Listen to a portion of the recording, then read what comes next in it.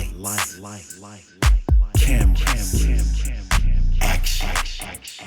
Now let's engage in the dialogue. Let me browse through your mind like a catalog. Conscious metaphysics, allow me to break down the specifics. Educate, motivate. If you don't feel free, you can liberate. An LLC is what I'm building, the #1 podcast in the building. So let me slide on up in the Bentley truck in my Versace shirts. They can't get enough of this deep conversation, expansion, elevation. I'll send you a link you can tap in. It ain't quite what I used to do back then. Now I get it on the front and the back end. Multiple money streams keep coming in. Enlighten, empower, evolve. Enlighten, empower, evolve. Greetings, everyone. I'm Luke Bryan Smith, and welcome to Enlightened, Empowered, Evolved. I believe everyone's doing well and everything is unfolding perfectly. I'm excited yet again. I'm doubly excited today because after I read this brother's bio, man, before I tell you his name, I just want to, let me put on these glasses because I don't want to miss anything. Before I tell you his name, I want to highlight a few things first. A graduate of Florida A&M University. He holds a bachelor's degree in psychology, 10 years experience in delivering academic success presentations to grades K through 12, working in grade schools, college campuses, juvenile divergent programs, correctional institutions, religious communities, homeless shelters, and foster homes. Over the past 14 years, he's dedicated himself to studying the history and culture of the African diaspora, founder of On the Shoulders of Giants, Inc., author of The Shoulder of Giants, Volume 1 through 4, co-founder of the Freedom Train Podcast Network. Introducing you, Joseph A. Ward. Appreciate you, brother. Thank you. Thank you for having me, bro. Yes, I had to say all that, man, because I appreciate it. Just so much going on. So how are you, man? Man, look, I'm tired, but it's a good kind of tired because I've been in my community doing my best to help make things better. Right. Day and night, day job, night job, whatever I'm doing, I'm trying to make sure that I improve myself, but also give back to the community that nurtured me. So I'm a bit tired, but it's a good tired. It's nothing I need to complain about. Right. We on the same vibe right now because I've been working all day, work 12 hours today, but this right here is just giving me some energy. Just as the closer it got to 6 p.m. Pacific, and I believe it's 9 where you are in the eastern. Where are you located, by the way?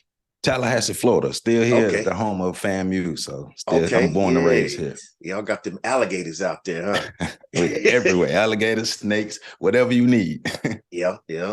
But let's just get right into it, man. So you're a graduate of Florida A&M University. Okay, we just gonna do a little highlight on every little thing I mentioned here. All right. So what inspired you to seek out further education and going to A&M University, per se, and then pursuing a degree in psychology? What sparked that? Yeah, this is a story right here. All right. So I'm a FAMU baby. And what I mean by that is my mother is from Gainesville, Florida. My dad is from Jacksonville, Florida. They met at FAMU and they started a relationship. And, I'm the fourth. I'm both my parents' youngest, but I'm the second out of 4. So my oldest brother and I, we basically grew up on FAMU campus. My mom is a football fanatic and a FAMU fanatic. And my dad also taught African-American history on FAMU for 20 years. And so that's why I say we FAMU baby. So I'm talking about from the homecoming parades to the football games, to the academic presentations, to hanging out at the engineering school. Like we grew up all things FAMU, all things HBCU. I only really looked at PWIs as football programs because I guess you could say the academic excellence of HBCUs was ingrained in me early on from my mom and my dad, but also just able to see intelligent Black people around Tallahassee, around the campus, that really inspired me. So I never really thought about myself not going to college, because here in Tallahassee is a college town. So it's, if you don't think about going to college, that's because maybe something diverted that. But for the most part, most of us, we go to college because FAMU is here. Florida State University is here as well. So it's a college town, but it's, you know, on our side of town, because we're literally separated by railroad tracks, like literally. And on our side, it's all about them rattlers. And we love our HBCU. We love it enough to criticize it, and we love it enough to give back. And so even now, my day job, I do HIV/AIDS education, prevention, training, and testing. So I do a lot of my work on FAMU campus, and I try to make sure that I direct my work in a way that empowers the college students. I'll try to learn from them, because I learned over the years that if I learn from them, I could better help them by learning from them. So I do that. So I try to give back to FAMU in as many ways as possible. But the psychology story, oh man. All right. So my college story is the reason why you should prepare your children for college. Even like I say, even though growing up in the college atmosphere, I was never really prepared to actually go to college. It was the expectation, but not the preparation. So when I got to FAMU, I had no idea what I wanted to study academically. The attempt was to play football. That didn't work. I didn't even understand the paperwork and all the technical stuff that went into that. Nobody talked about that. I could play, but the paperwork, it was a lot. So we kind of let that one go. But I had no idea what I wanted to study in college, because I was also a bit lost after football, because my whole life had been, I'm going to go to the NFL. I'm going to go to the NFL. And then after that, it was no preparation for anything else. So I'm kind of lost. And it's silly what I'm about to say, but I saw agricultural business engineering. And so I told one young lady that, yeah, my major is agricultural business engineering. And the way she looked at me and started flirting, I'm like, okay, this is a good line to use. And so I literally chose my first major, agricultural business engineering, because I thought it was going to be good to help me get the ladies. It's crazy. And viewers, children do not do that. But that's what happens when you have somebody in college that is not prepared for college and has no direction in college. But so from there, right, it did. Now, I grew up as maturing and growing up, I found occupational therapy, but that really wasn't what I was interested in. Okay. But I found that psychology program, and that was, oh man, my whole life changed. That opened my mind. My freshman year, I had taken a Black psychology course, and I also took a regular psychology course. But that Black psychology course kind of stuck with me. Shout out to Professor K.K. Cambone. He's a legend in the Black psychology field. So taking those classes, getting into FAMU psychology program. I didn't know it then, but FAMU psychology program is one of, if not the only, African-centered psychology program in the country. And so I was learning what psychology is as a field. I was learning psychology from the Black perspective, but also learning the psychology of racism and white supremacy. Wow. So being able to have an understanding of the why and the mindset behind the why of what happens to us as far as being affected by white supremacy, racism, how it affects them and how it affects us, but also how it affects us being able to fight back, unite, and empower ourselves. And so FAMU left a lasting impression on me. It prepared me for the world. I tell anybody, yeah, you might go through some rough stuff at these HBCUs. It might not have all their stuff together, but if you go in with the intention to come out the best you can, you're going to be prepared for the world. And if you surround yourself with the right people, that means your friends and the right tutors, the right mentors, the right professors, you will be an excellent person, because there are a lot of people who come from HBCUs who excel in life. And, you know, I shout out to all of them, but I want the best of the best to go to HBCUs, because I know the experience that I had. FAMU wrapped their arms around me, and I know HBCUs as a whole will do that to other people. So yes. Oh man, thank you for breaking that down, man. It's so inspiring just listening to you, man, and just listen to the way you articulate that, man. And you know, even rewind it back a bit when you said it might sound a little funny. the way you came about, finding your focus and your major and all that.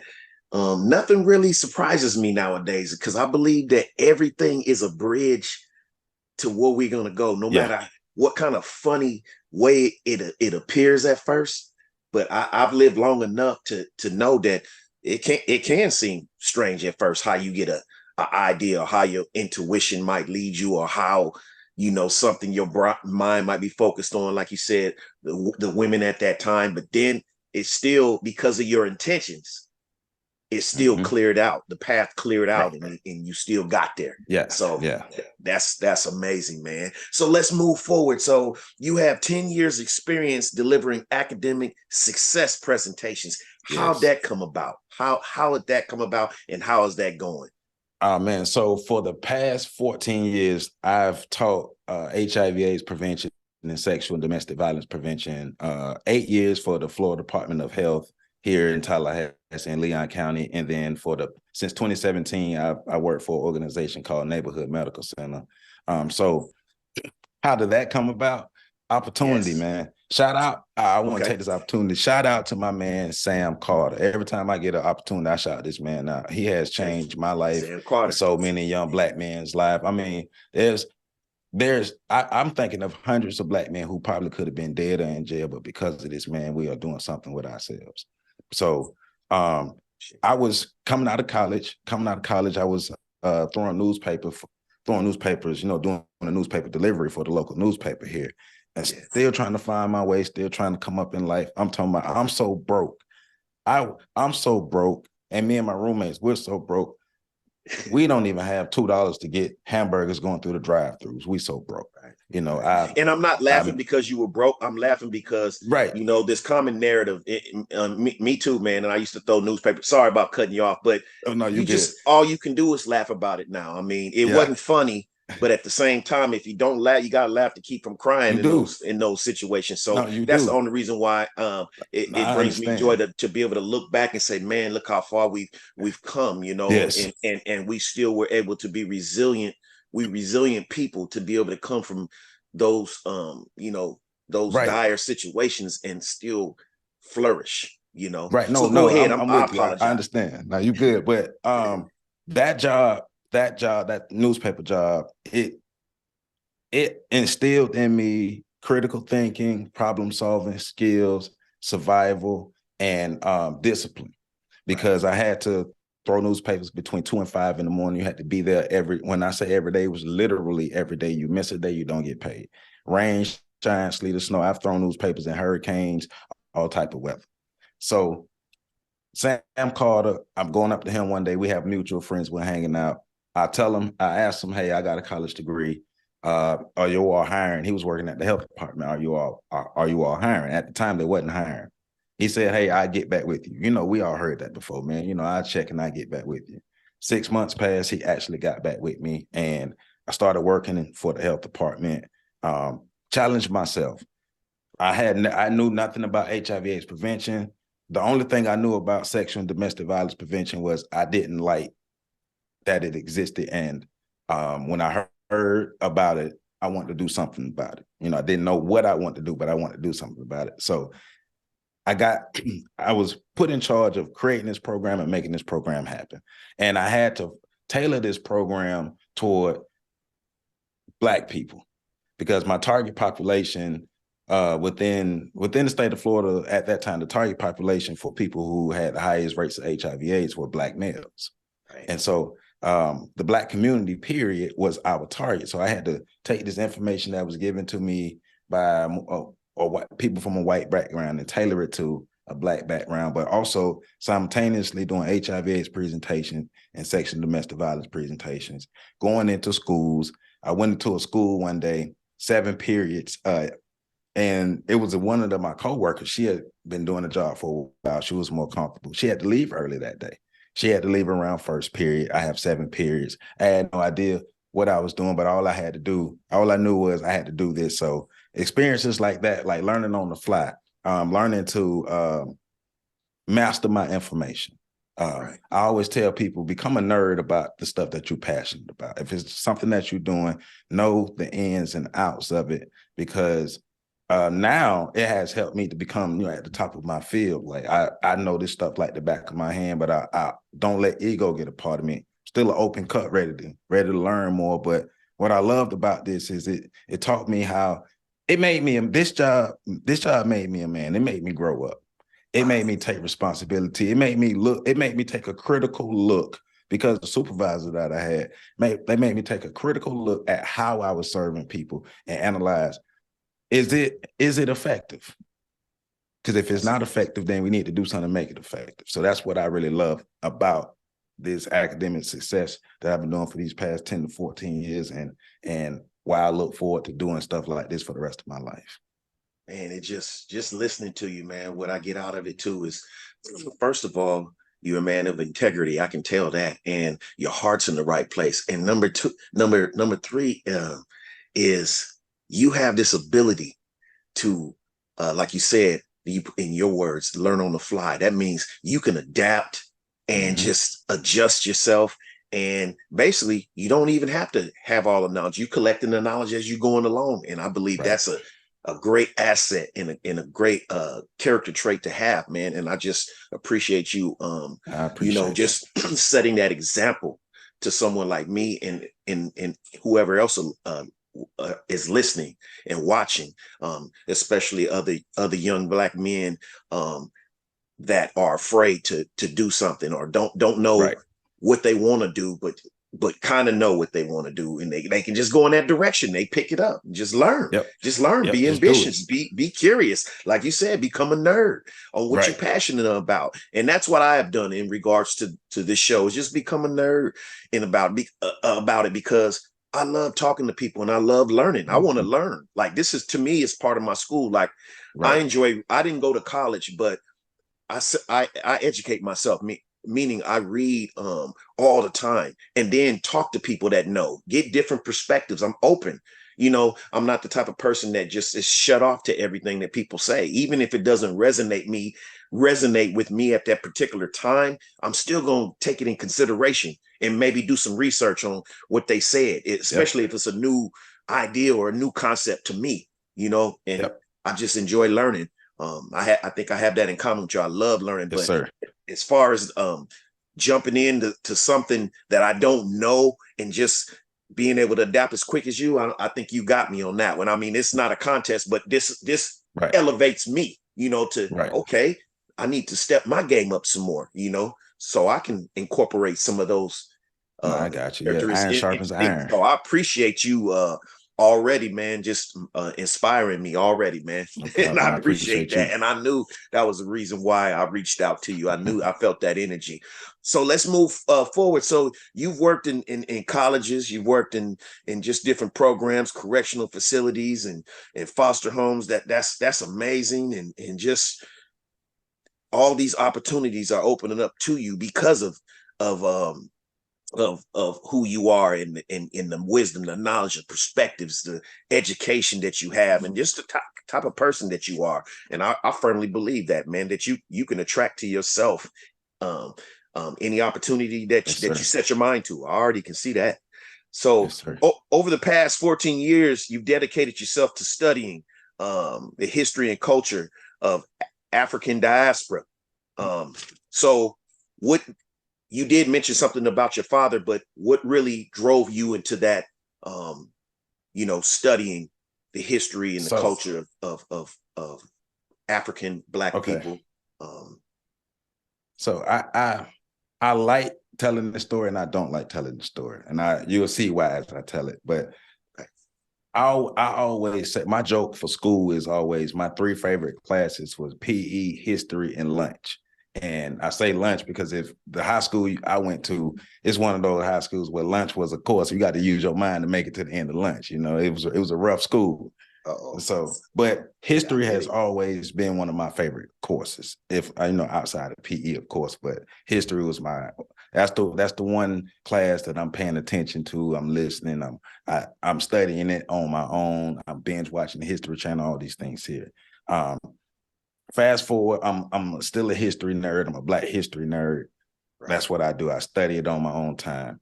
Can I stop you right there? Are you familiar with? Excuse me. Are you familiar with Anthony Brower. Yes. Yes. I love Founder. listening to that brother, man, in Yes. regards to ancient Kemet Yep.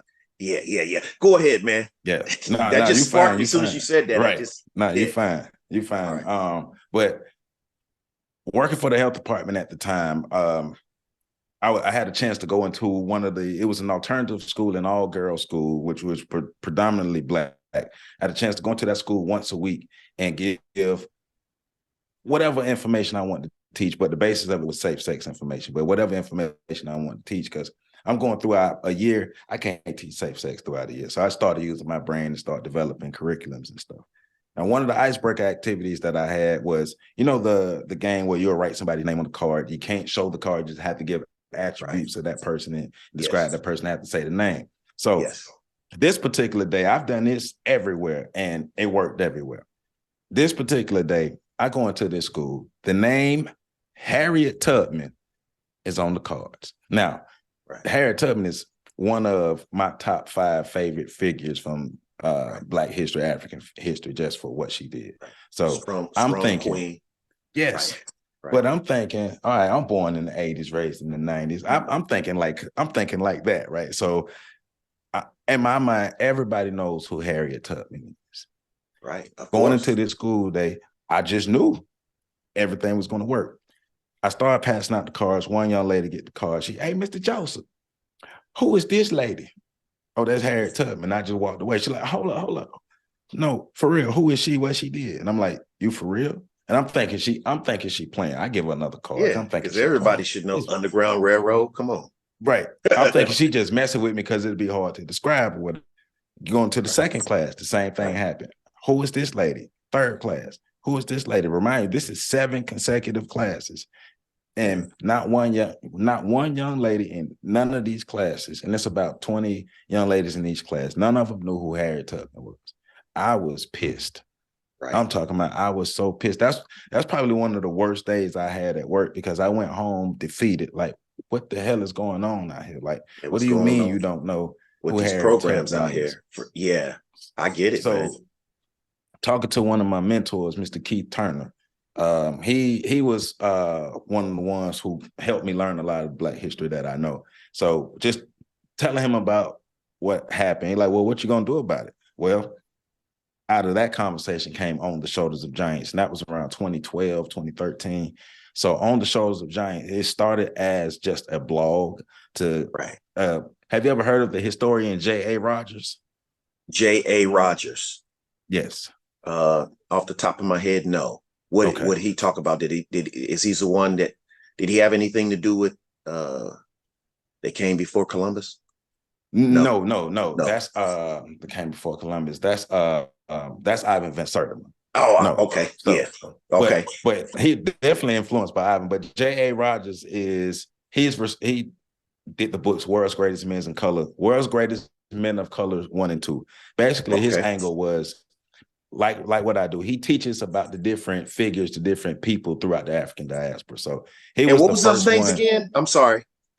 J.A. Rogers. J.A. Rogers. Okay, and he wrote. Okay, go ahead. World's Greatest Men of Color. And if you just type that in, World's Greatest Men of Color, you'll see the different volumes. But he has a plethora of books, but those are two of the most prominent books. World's Greatest Men of Color, Volume 1 and 2, no problem. And the other gentleman was Ivan Van Sertima. They came before Columbus. Yeah, I do have that book. I do have it. Yes. And it's been a few years since I picked it up, but yeah.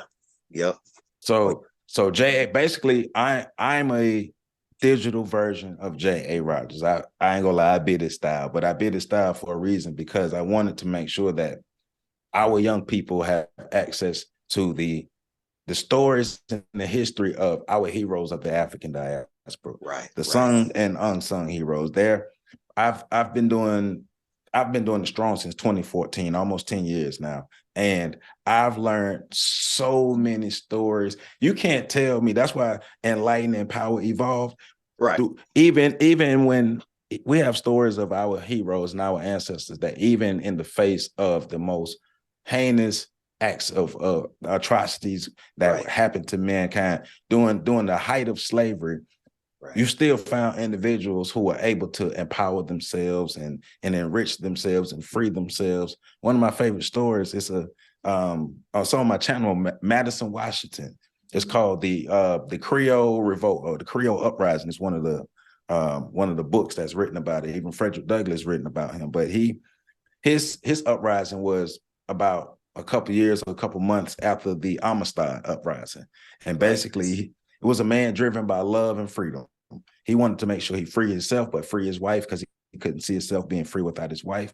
He was in Canada, came back down to Virginia, to New Orleans, excuse me, and he was recaptured, put on the slave ship. He led the revolt on the slave ship, freed himself, freed 144 other people, and it just so happened that his wife was one of those 144 people on the ship. He didn't even know it. She didn't know it. It's like his story is like Django and Amistad put together. Right.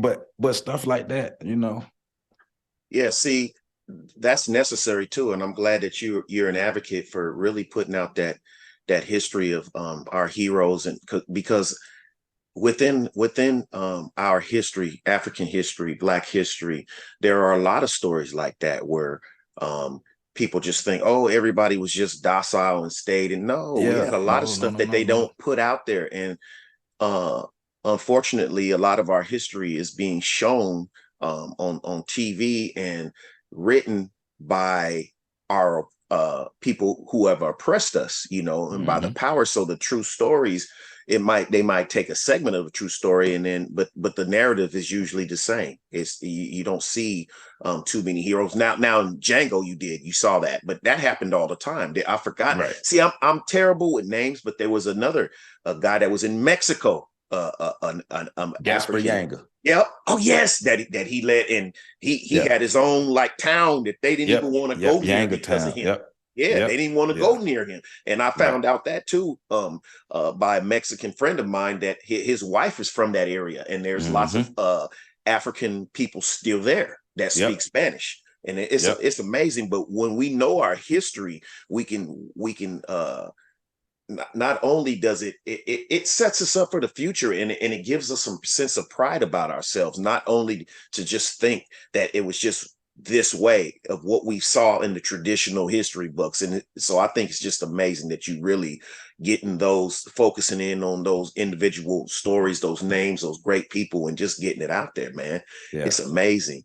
And I just want to share something with you while we're on here. But right now I'm reading a book. Now this doesn't have anything with to do with Black history, well, as a main focus, but it's basically about how a plan to improve ourselves and pick ourselves up as a unit economically. Yes, I'm reviewing that book I just started reviewing that book right now on my channel. No, that book goes with the history, because Dr. Anderson, he does a great job of giving a historical breakdown of he breaks down how racism, slavery, and white supremacy, psychologically, physically, emotionally, all areas of human activity, how it broke us, but it's also how we can build ourselves back up. That is a critical book. Yes. Right. Yeah, I'm in the middle of it right now. I love listening to Dr. Claude Anderson. Man, he's a real educated. He was working.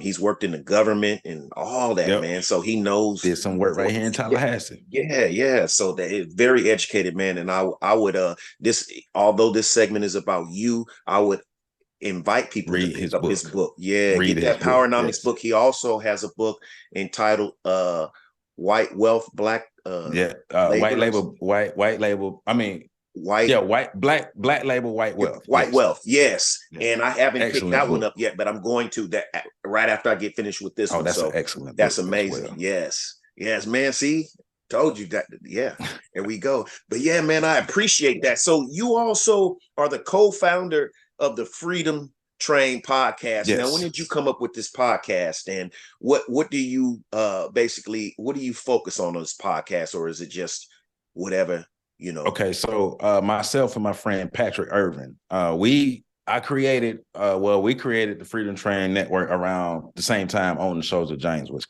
created. I wanted to have a Black history platform, but we wanted a platform to talk about Black issues. And so that's why we call it the Freedom Train Network, because the overall goal is media designed to free our minds. Oh, and so that's the whole tagline going on it. So we're going through a bit of rebranding on it as far as some of the shows, but we do have two shows going on right now: the Enigma Sept Hour and Shelby's World Live, or SW Podcast Live. So those two, shout out to Shelby and Enigma. So those shows are going on there. But we've had economic shows. I've done sports shows. Patrick is very, very studied and very analytical. So he did his show where he kind of do breakdowns, what called Lessons from the Screen, where he break down all type of information for us and make it palatable. My friend Carl Tone Jones, he has the Office Hours on there. We've had all type of shows on there. And so, like I said, we are going through some rebranding. But the thing was, we needed our own platforms. We needed our own media networks. I got tired of people saying, well, we need our own stuff. Everybody saying our story, but I tell them our story. All right, well, I created a network for us.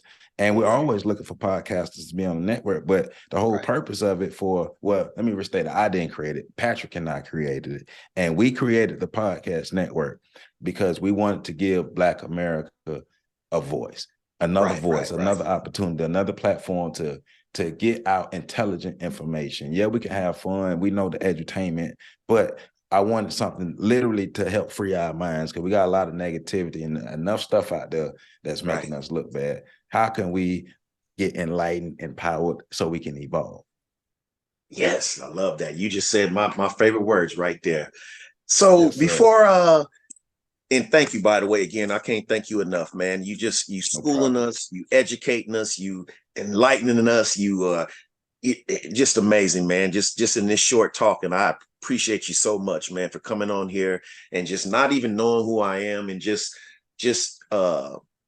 being willing to talk with me, man. I appreciate that so much. No problem. But before we go, how can people reach you? Can you give us some of your links while we're here? Of course, I'll incorporate them in, but while we're here, we're down to about 2 more minutes. So all right. So the best way to catch me, if you want to see me, is my YouTube channel, On the Shoulders of Giants, youtube.com/on-the-shoulders, the numeral 1, on the shoulders 1. My email, ontheshoulders1@gmail.com. Instagram, On the Shoulders 1. Facebook, On the Shoulders of Giants, or Joseph Ward. Instagram, I think I'm the real Joe Ward. TikTok, I think I'm the real Joe Ward. But those are the best ways. But if you really, really want to catch me on my YouTube channel, On the Shoulders of Giants. Shoulders of Giants. Thank you very much. And like I said before, I will make sure all those links are incorporated when I upload this video, and it'll also be on all the Audible platforms too. The Spotify's and all that. And so thank you once again, Joseph A. Ward. Ladies and gentlemen, thank you very much. I hope you enjoyed this as much as I have here on Enlightened, Empowered, Evolved. Make sure you hit that like button, subscribe, comment, whatever platform you watching, listening to this on, and check out the website also, 333empower.com. So yes, thank you very much. I send love and appreciation to everyone, and see you soon.